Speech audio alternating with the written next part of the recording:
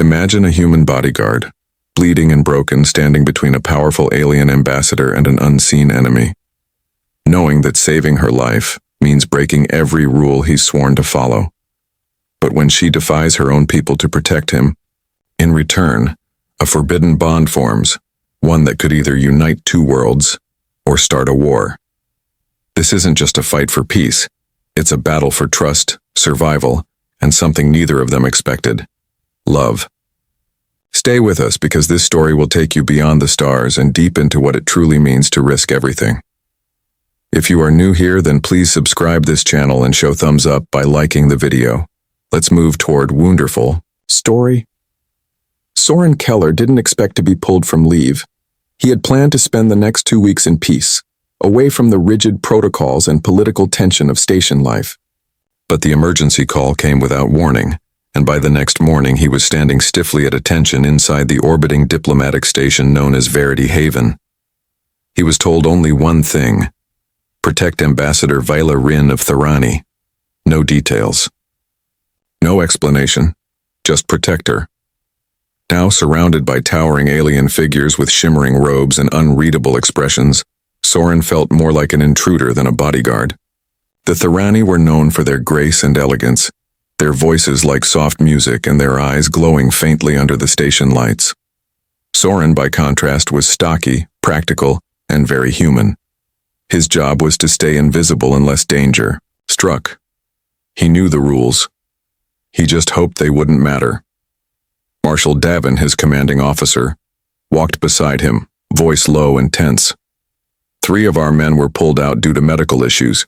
You were the only one left with xenobiological training. That's why you're here. Don't speak unless spoken to. Don't look directly at the ambassador. Keep a respectful distance at all times. Understood, sir, Soren replied, scanning the high walls of the grand reception hall. The walls were made of polished crystal, and sunlight filtered through the dome, casting soft light over the gathered diplomats. At the center of the room stood Ambassador Vila Rin. She moved with such calm purpose that the crowd parted naturally around her. Her silver-blue skin shifted with delicate patterns that shimmered as she walked. Soren had read her file. It described her as a respected voice of peace between their people, but the file hadn't mentioned how impossible it was to ignore her presence. The human and Thorani delegates stood in lines, exchanging formal greetings and ceremonial gifts. Soren watched, outwardly calm, but every sense on alert. Something felt off. He noticed 2 Thorani guards glancing frequently toward the balconies above. One of them kept tapping a device hidden under his sleeve. Soren's gut tightened. He adjusted his position, giving himself a better view of the upper levels. Movement. Quick, deliberate, and wrong. A shadow slipping behind one of the large pillars. Not a diplomat, not a technician. Soren's eyes locked on a second figure opposite the first. Then he saw it, metal glinting in the second figure's hands. A weapon. They were assembling something. Instinct overrode protocol. He didn't ask for permission, he didn't call for backup. He ran. Cutting across the no-contact zone, Soren dove forward, knocking Ambassador Vela to the ground just as a high-pitched whine sliced through the air. A blast exploded above them, sending shattered crystal raining down. The floor shook beneath them as alarms echoed across the hall. "Stay down," Soren yelled, covering her with his own body. "What are you—" she began, voice full of shock and fury, but another explosion silenced her. Soren dragged her behind a large decorative column, checking her quickly for injuries. 3 attackers, he said into his comm. 2 on upper balconies, 1 moving toward the exits. The Thorani security team was shouting in their language, but their formation was breaking down. They hadn't expected this. Soren spotted one of the attackers flanking the crowd, raising their weapon again. Without hesitation, he fired. 3 quick shots, 1 to the shoulder, 1 to the hand, and the final to the weapon itself. The attacker collapsed. "We need to move," he told Vila. "Now." He helped her up, leading her toward the nearest security door. She followed without speaking, eyes fixed on him with an unreadable expression. They had made it halfway across the room when 2 more figures emerged from the crowd, weapons drawn. Soren pushed Vila behind a fallen table and took cover. "This isn't your fight, human," one of the attackers said. "It is now," Soren replied, and shot the weapon from the attacker's grip. The second lunged at him with a long blade. Soren met the charge, blocking the strike with his forearm and driving his elbow into the attacker's jaw. They struggled, but Soren had trained for this. He knew Thorani weak points, studied them for years. With a precise twist, he forced the attacker down and knocked them unconscious. Breathing hard, Soren turned back to Vila. "Are you hurt?" She shook her head slowly, looking at him like he was something new. "No, I am unharmed." More security forces arrived, both human and Thorani. The attackers were caught or killed. The room was a mess of broken glass and scorched metal. As they were led toward the secure wing of the station, Vela turned to her advisor, who rushed to her side. "This human," she said, gesturing to Soren, "saved my life before your security director even understood what was happening." The advisor looked insulted, but Soren stood silent, back straight. He didn't need to speak. The ambassador's voice carried weight. Inside the secure room, she turned to him. "Your name?" "Soren Keller," he said.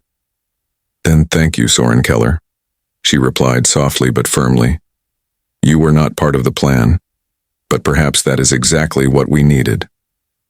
And in that moment, something shifted.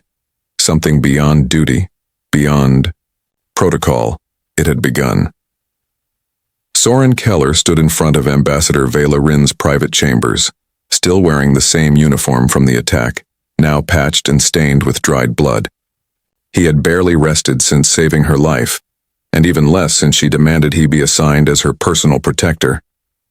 The council was still in an uproar over her decision. Thorani tradition did not allow outsiders, especially humans, such close access to high-level diplomats.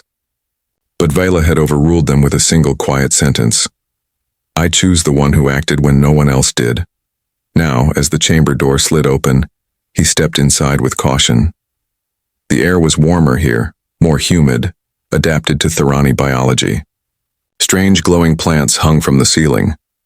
The soft light reflected off the walls, casting gentle patterns that reminded Soren of ocean currents. He stood still, waiting. "You're early," Vela said, entering from a side room dressed in simpler robes than he had seen before. Without the ceremonial layers, she seemed younger, less distant. "Protocol states I should conduct a full sweep before the next day's meetings," Soren replied. "You always follow protocol?" He met her eyes. "I did. Until yesterday." She smiled slightly, then turned serious. "Come. We have security matters to discuss." They sat across from each other at a wide table scattered with data pads and room schematics. Vila moved with quiet confidence, pointing to areas of concern and asking for his input. Each time, Soren answered with precision, suggesting route changes, blind spot removals, crowd control strategies. He spoke with calm authority, his words firm but respectful. "You know our station almost as well as I do," she said after his fifth suggestion was accepted. "I studied all Allied facilities before this assignment," he answered. "It's part of my training." "And our physiology?" she asked, looking directly at him. "I specialize in interspecies protection. Knowing how your body reacts under stress is part of that." She tilted her head, curiosity flickering across her eyes. "You disarmed my attacker in seconds. You struck exactly where it would disable, not kill." "There wasn't time to explain," he said simply. "No," she replied, softer now, "but you understood what many of my own team still don't." Their conversation slowed. A silence filled the room, not uncomfortable, but charged. Then, a soft chime interrupted them. Soren tapped his wrist device and opened a secured channel. It was Kira Shen, a tech specialist he trusted from past missions. "Sorry to interrupt," Kira said quietly. "I think you should see this." An encrypted file flashed on Soren's wrist pad. It showed records of medical inventory being tampered with during the station transfer. Several substances had been added, ones that were harmless to humans but deadly to Thorani. It was a setup. Someone wanted it to look like the humans were planning another attack. Can you trace who accessed the logs? Soren asked. 2. Many names. Some are Thorani, some are ours. This runs deep. He ended the call and looked at Viola. We've got a problem. She read the file quickly, her expression going still. These drugs, they would mimic natural illness. No one would suspect murder. Until it was too late, Soren said, and your people would blame mine. She stood and walked to the large window that looked out into space. Stars floated in silence beyond the glass, calm and unknowing. If this treaty fails, she said, we don't just lose a piece of paper, we lose the future. Soren stepped up beside her, not too close but not distant either. You believe peace is still possible? I have to, she said, turning toward him. I wasn't born on Thorani Prime. My parents died in the border conflict. I was raised by humans on a remote colony until the Thorani government found me. Soren blinked. He had never heard that part of her story. It wasn't in any record. They erased it, she said, as if reading his thoughts. My history was rewritten. Now I stand here, speaking for a people who would turn from me if they knew the truth. You don't have to carry that alone, he said quietly. Her gaze softened. I've never told anyone before. You just did. A long silence passed between them, filled with something unspoken. She stepped closer, and though he should have backed away, he didn't. There's no one else I can trust right now, she said. Everyone has an angle aside. You seem to have only one, mine. I follow the mission, Soren said, voice steady. But I don't ignore the people in it. She nodded, then reached up and touched his arm briefly. We'll need to be careful. This is no longer just about protection. We're part of something bigger. He didn't say what he felt in that moment, that every boundary he had trained to follow was starting to blur. Instead, he said, we'll find who's behind this, and we'll stop them. She gave a faint smile. Together, then. He returned it. Together. As he left her chambers that night, the warmth of her hand on his sleeve still lingered.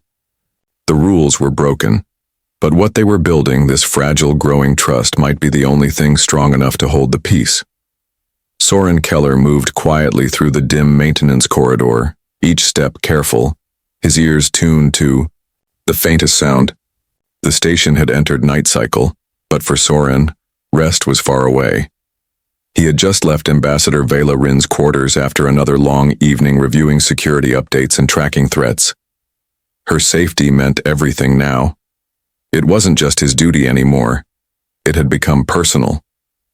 Somewhere in the shadows of the station, someone was planning to strike again, and he needed to find them before they made their move.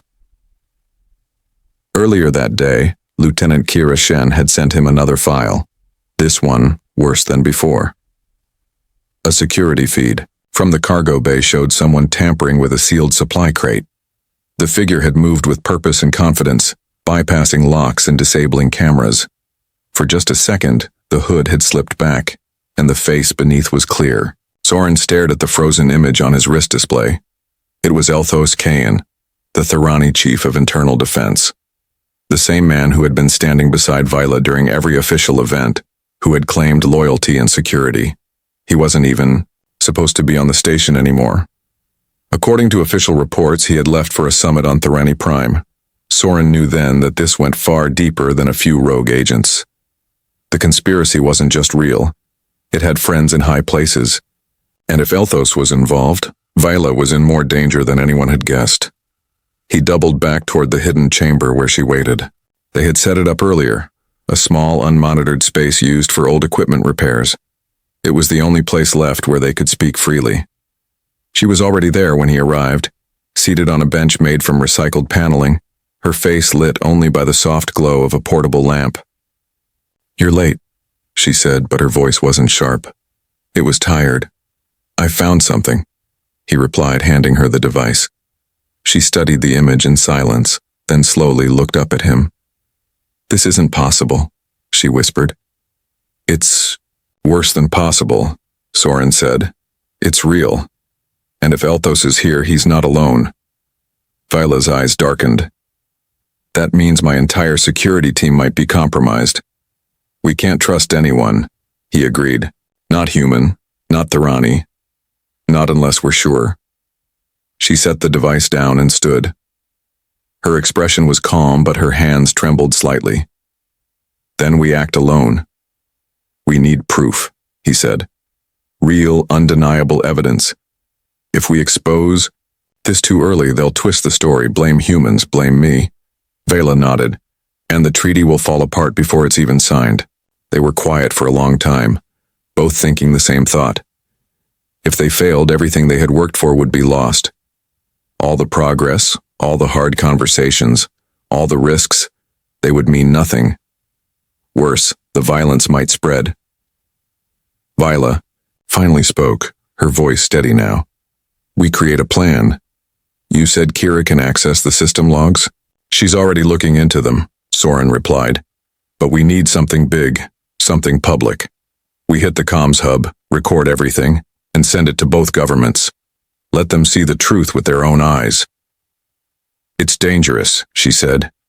It's the only chance we have. She turned to him then, stepping closer. You've given everything to protect me. Your job, your reputation, even your blood. Her hand rose gently, touching the bandage on his arm. You bleed so easily, she said softly, so willingly. It's nothing, he murmured. It's not nothing, she replied. Among my people, when one bleeds for another, it creates a sacred bond. When it's done freely, it means trust. Deep trust. Soren looked into her eyes. In the soft light, they shimmered like moonlit water. You trust me? She nodded once. More than anyone else? He should have stepped back. The walls of protocol still stood, even if only just. But he stayed, and when she leaned in, resting her forehead lightly against his, he closed his eyes and allowed himself that one moment of peace. We need to move before dawn, he said quietly, pulling away but taking her hand in his. If they're planning to act, it'll be soon. We'll fake a disagreement, Viola said. Let them believe they've succeeded in dividing us. And while they relax, we strike. She gave a small, determined smile.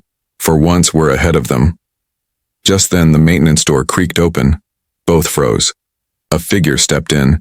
It was Ambassador Naren Reeve, the human diplomat who had questioned Soren's role from the beginning.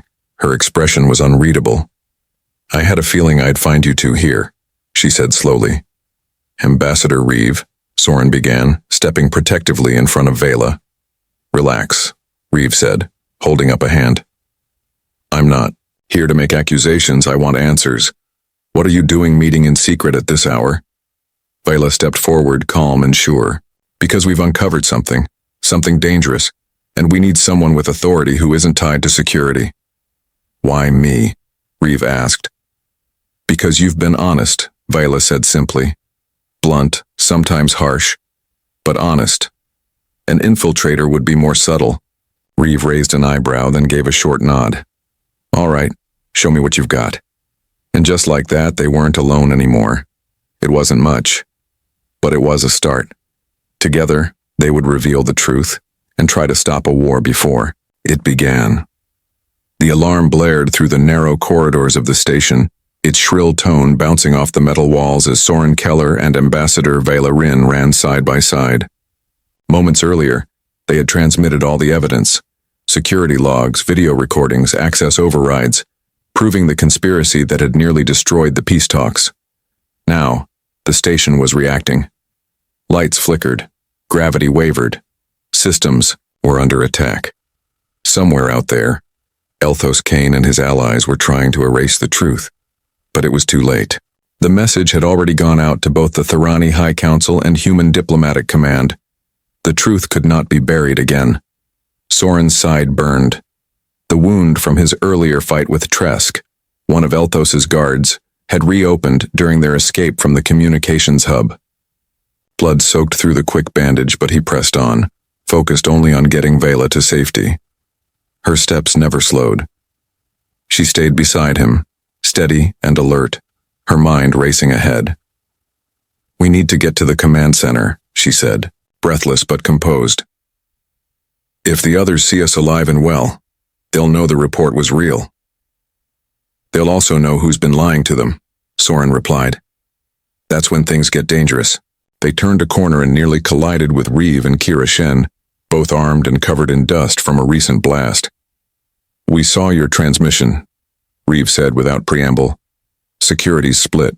Some are helping us, but others are still following Elthos's orders.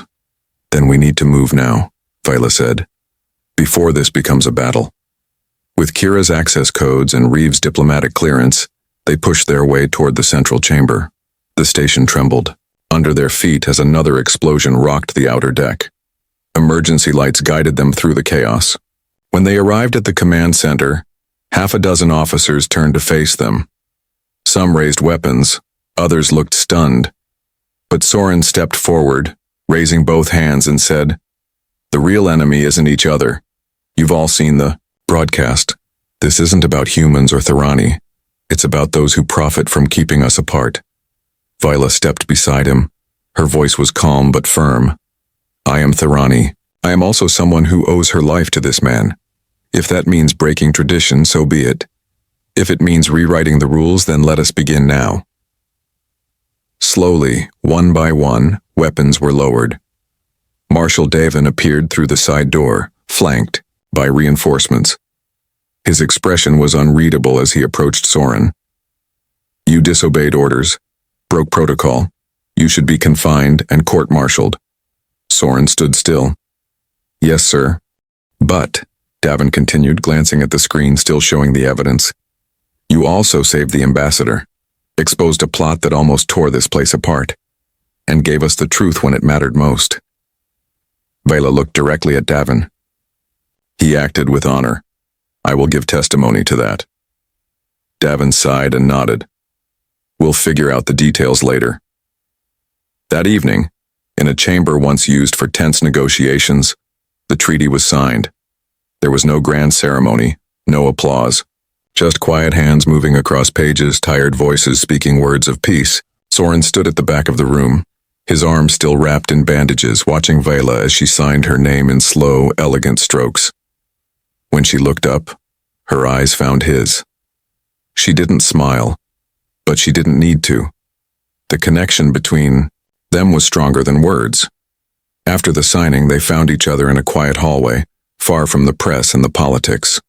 Soren leaned against the wall, exhausted but calm. Vila approached, her expression softer than he had ever seen.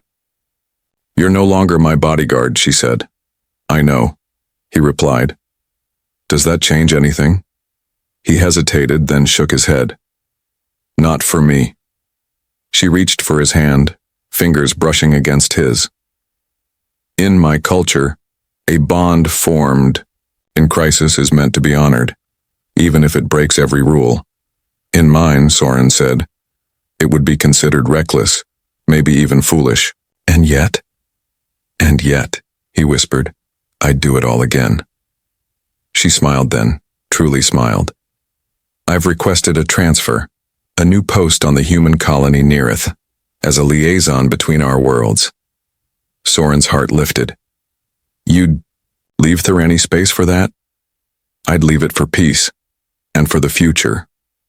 She paused, her gaze never leaving his. "Maybe even for us." 6 months later, on the green hills of Neareth, Soren stood beside Vela in a quiet garden overlooking the colony's main square. Children played under the blue sky, and human and Thorani flags fluttered side by side. A stone plaque rested at the base of a young tree they had planted together. It read, "In blood, in trust, in hope." He glanced at her, dressed in a mix of human and Thorani clothes, the sun catching the patterns in her skin. "Ever think about that first moment?" he asked. "When I tackled you to the ground?" "Every day," she replied with a soft laugh. "It wasn't the most graceful beginning, but it was ours." They stood there, hand in hand, watching two worlds grow closer, slowly but surely. In the end, it wasn't protocol or orders that built peace. It was people who were willing to cross the line for what truly mattered. and together they had found something worth protecting, not just for their people, but for each other.